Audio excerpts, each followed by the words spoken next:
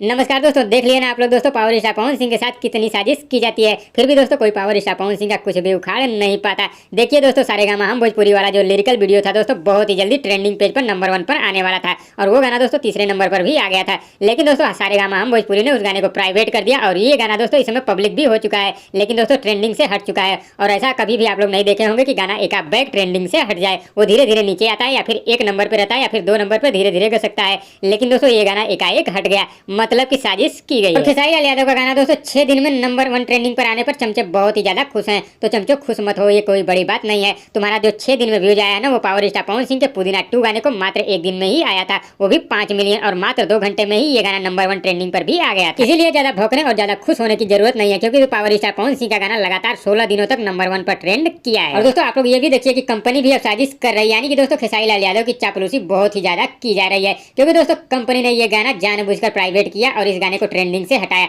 नहीं तो ये गाना खेसारी लाल यादव के गाने को मात्र 1 दिन में ही बीट कर जाता। फिर भी देखते हैं साजिश के दम पर कितना दिन तक ये ट्रेंडिंग में टिकता है। 2-4 दिन टिकेगा, उसके बाद फिर गायब हो जाएगा। तो दोस्तों आप लोगों को ये वीडियो कैसी लगी हमें नीचे कमेंट में जरूर बताइएगा और इस चैनल को सब्सक्राइब, शेयर और कमेंट करना ना भूलिएगा। धन्यवाद दोस्तों।